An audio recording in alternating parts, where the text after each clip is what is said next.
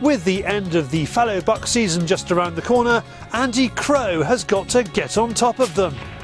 We're in Malta for the spring hunt to find out what people like Chris Packham and Bill Oddie have been banging on about. And in news, a new law means Sabs could soon lose their balaclavas. Welcome to Fieldsports Britain.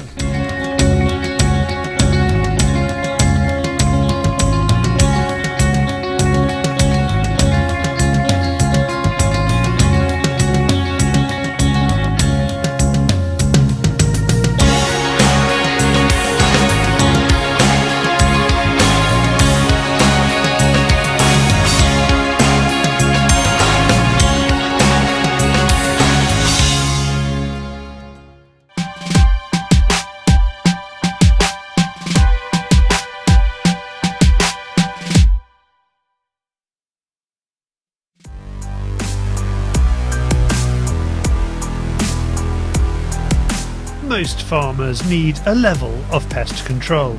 Some give others the permission to do the job. Some like doing it themselves, but it is a job.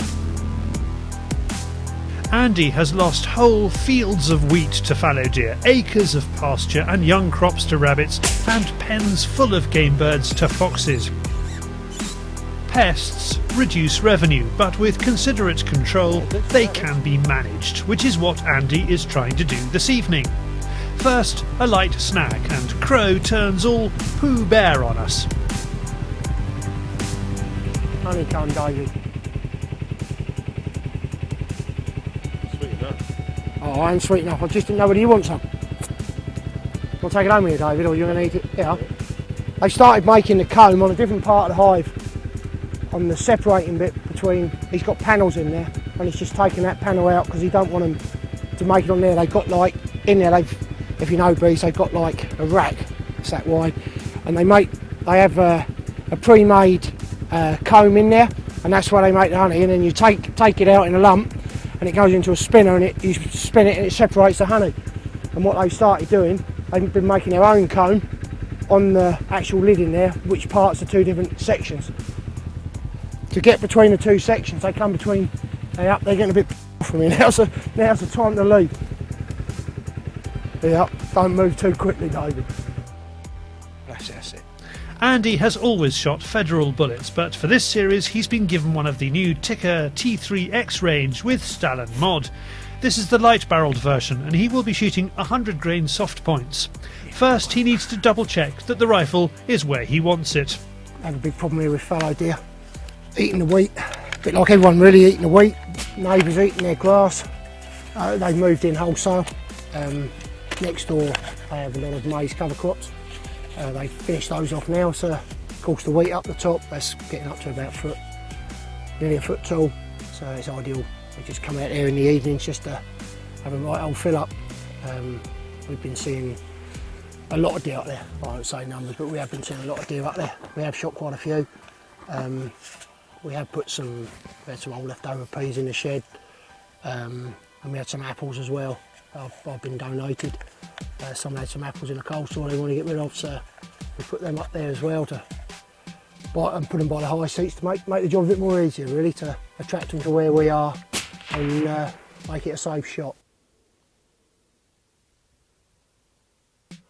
Do mate. You haven't still shot a deer on Fieldsports Channel? No, David. It's because you come along and you are a bad, what is it, omen? I think that's the posh word. Yeah, you're a bad omen. I'd use a different word, but on camera I have to say omen. Andy's friend Justin takes one high seat down the valley, and Andy is at the top. Both have had plenty of deer visiting. The apples and peas attract all sorts of guests. Pheasant and fox enjoy the free food. This is close to the spot where David had one of his most memorable stalks with Dom a few years ago. 2 bucks submerged in the ripe wheat.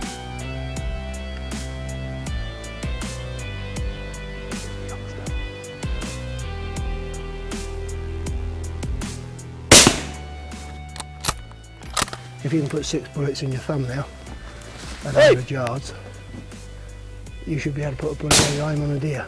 And if you're confident you're going to hit it in the head, you're going to hit it in the head.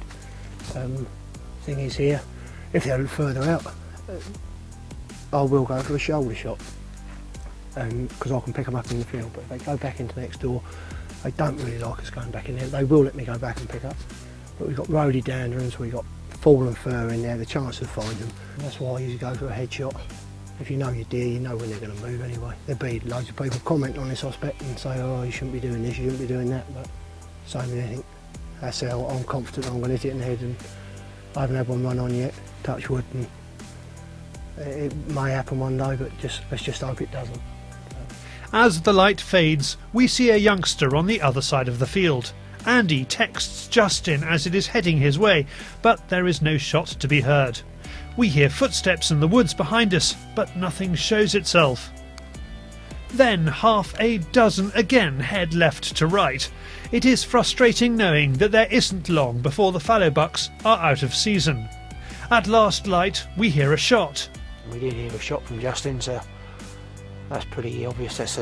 You don't very often miss the old boy, so that'd be one for me to grollick out in a minute back at the farm. Unless he shot a fox, but those deer were, I watched them, they went over the top of the hill down in his direction, so it sounded good anyway, so we're just going to make our way down and get that one topped and tailed. Justin has a young spiker on the deck, just 50 metres from his high seat. When you are a farmer, it helps to have big machinery to take the strain. Not everyone has a telehandler, but most people should be using gloves. Andy's grallicking tip is to use 2 gloves on each hand. Double bagging means if the knife slips, there's much less chance of a nasty cut. With the clock ticking before the end of the season, Andy will be out again, and so will we. Will Andy ever bag that deer on camera? Well, we'll be there when he does. Anyway, from slippery deer to another slippery customer, it's David with the Fieldsports Channel news stump.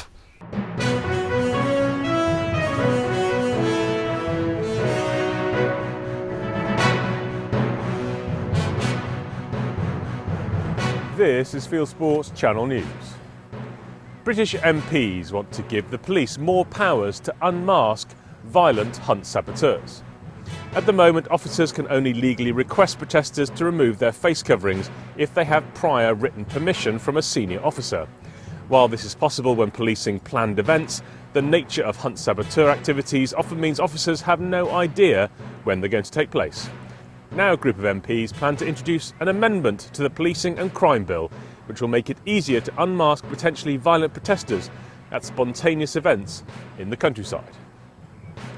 It's the most expensive anti-hunting case to date.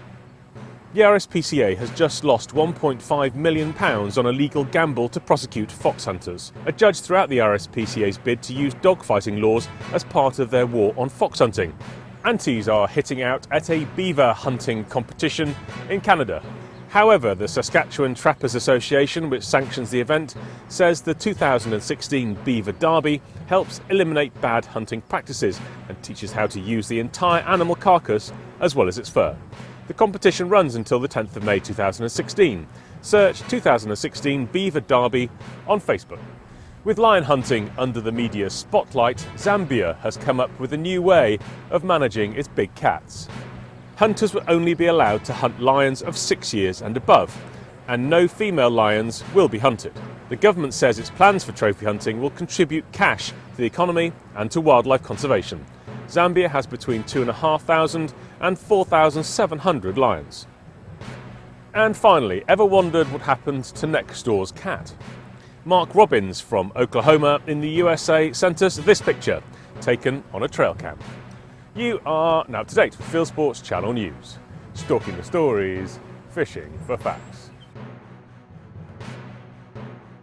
Thank you, David. Now I'm on the island of Malta in the Mediterranean for the spring hunt of quail and turtle doves. Last year at this time you couldn't move on this island for the likes of Bill Oddie, Chris Packham and disgraced former head of the League Against Cruel Sports, Joe Duckworth. But this year I'm the only major celebrity here.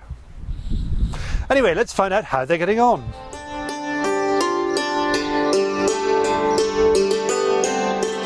It's the strangest thing. Land him in Malta and British BBC TV personality Chris Packham becomes a stranger to the truth. It's not the duty-free taking effect, it's the spring hunting season. He wants to close it down and he will use any trick he knows. Every April for the last 1,000 or so years, Maltese hunters have taken turtle doves and quail as they migrate from Africa to Europe. And every April for the last 2 or 3 years, Chris Packham uses BBC gloss and the chronic shortage of newspaper foreign correspondence to spread fibs about Maltese hunters and hunting. I have come to Malta to get to the bottom of what's really going on. The birds come from over there, ISIS-controlled Libya. They fly 200 miles across the sea to here, where the hunters are allowed to shoot up to 5,000. They then fly a further 40 miles on to mainland Europe over there, where in 10 countries shooters shoot up to 3 million. So why do the antis pick on Malta? I'm sure, to bring a personality over just to promote to promote the personality himself, but also the NGO that's hosting him mostly. So how do you feel about him coming here? Does it make you angry, or?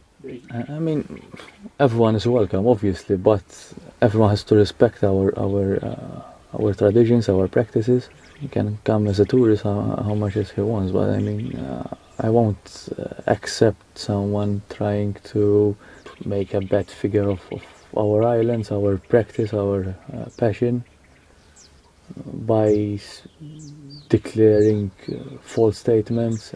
Let's start with biology. Chris Packham says that hunting is causing the decline in the turtle dove and that the Maltese shoot British turtle doves. Here is what the government spokesman says about that. The main cause of that decline is not hunting, and definitely not hunting in Malta, because turtle doves from Malta do not migrate to the UK. It's a scientific fact.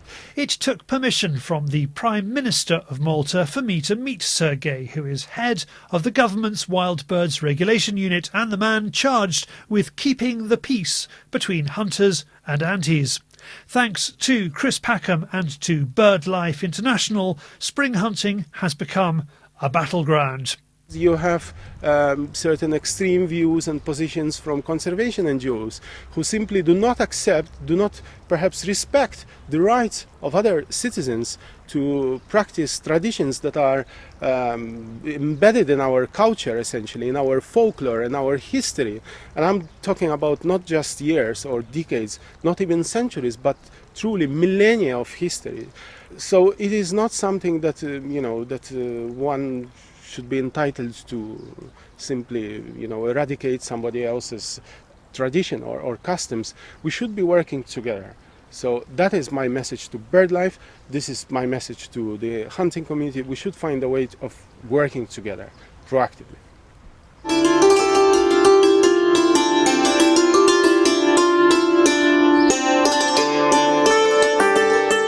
Nowhere is hunting more on a knife edge than Malta. Last year the shooters won a referendum on the issue, but only just.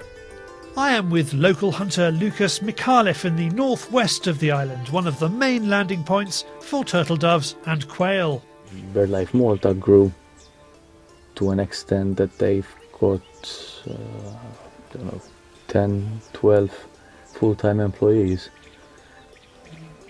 They need funds to keep themselves going on. So we've seen photos of collared doves, which they were saying that we don't shoot collared doves here, we shoot turtle doves. They're totally two different species.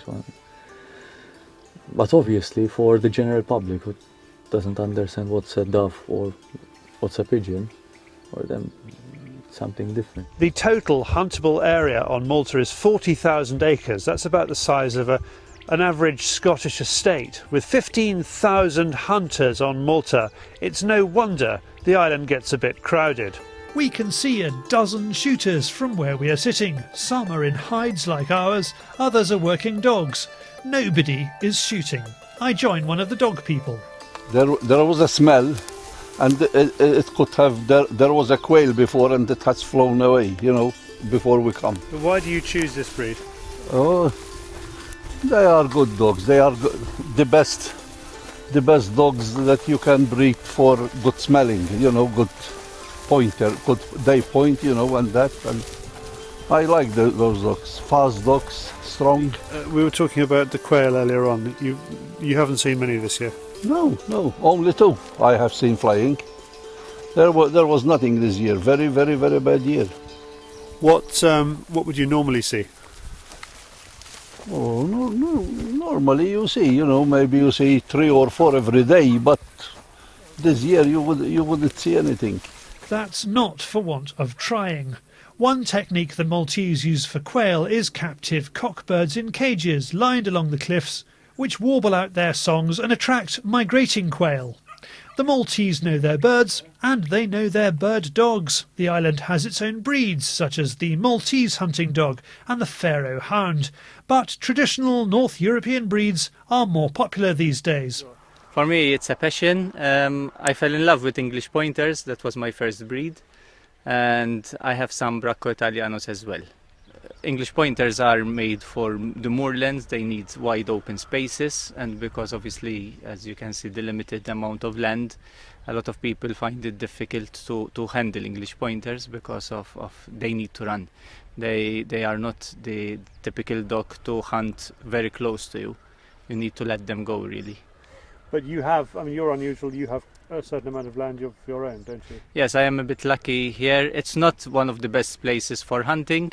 Because game here is quite limited. However, I enjoy it because I have the wide open spaces for the dogs to run, which is fine.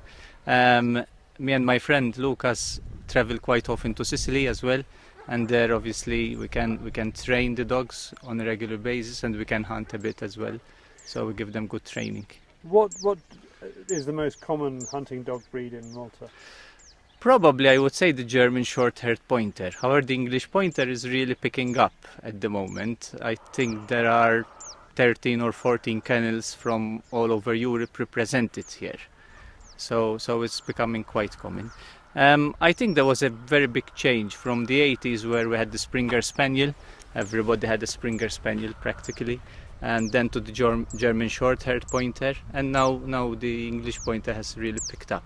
The Pharaoh hound, I think, has fallen a little bit out of favor because the Pharaoh hounds are their sight hounds, and they need rabbits, which again limited land and limited availability has really got them. There are only few people who really are into Pharaoh hounds nowadays in Malta.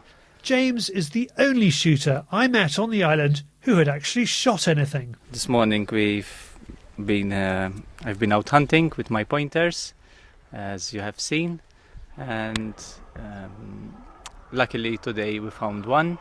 It's been quite a low-key season up to the moment. This is the first quail I have found in 1 week going out.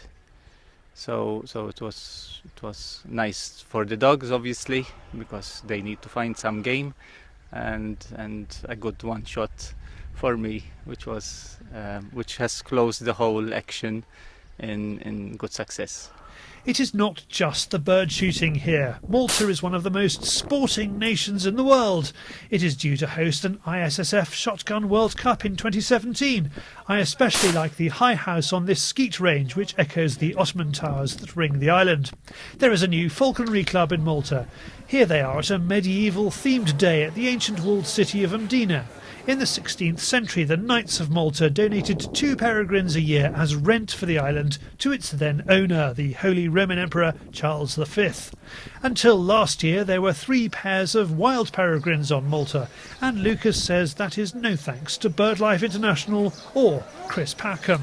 These NGOs don't work to promote conservation, to help reintroduction programs or safeguard programs. Like yesterday it was declared that we've got the 4th pair of peregrine falcon breeding on our islands. It's a great success, for ourselves. we are still not seeing any turtle doves. Occasionally a flock of feral pigeons flies past. If we did shoot a turtle dove, Lucas would call it in using one of the most advanced hunting monitoring systems in the world. This booklet we use in spring and also in autumn and winter. Basically every bird species has its own number as an identification.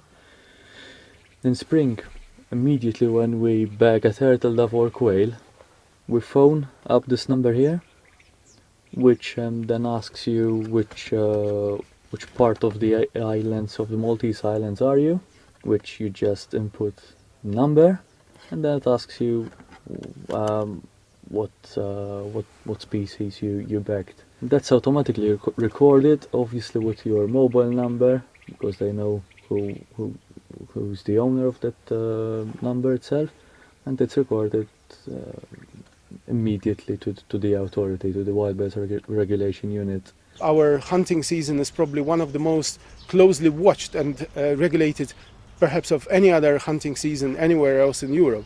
Just to give you an example, right now in the field there are more than 70 enforcement officers patrolling the countryside. Malta's countryside is very small, roughly 160 square kilometers of land. Add to that about 60-80 volunteers from NGOs, and on top of that even the hunting community, the hunting organizations, they nominate hunters to act as hunting marshals, and they cooperate with the authorities in terms of detecting illegalities and reporting. So all of that, add all of this together and you will see one of the most closely monitored seasons in the world. That gives the lie to Chris Packham's claim he has seen a rainfall of shot turtle doves. I was with a dozen keen hunters for a full morning's shooting and saw one dead quail. The bag limit is 5 turtle doves per day per gun. Birds falling like rain is a Packham porky pie. People have been catching doves on these craggy rocks for thousands of years. To hunt turtle doves is to be Maltese. Under British rule for 165 years until 1979, there is a strong sense of Englishness about the island, but also a strong sense of independence from the UK. Perhaps that's why the islanders get so angry about Chris Packham bossing them about. Here's another lie. Packham says tourists are not coming to Malta because of spring hunting. Yet tourist visits increase year after year. Here's the newest massive tourist resort to open on the island. Packham wants to close down hunting here so he can say he did it. Sergei and Lucas and all the Maltese hunters I met just wish that everyone could work together for turtle doves. Now, they might not be shooting many birds on Malta, but they are winning the hunting debate. If you want to keep up to date with more on shooting in Malta, have a look at the Maltese Hunting Federation website. And from a tiny speck of an island in the Mediterranean to the wider world of hunting and shooting on YouTube, it is Hunting YouTube.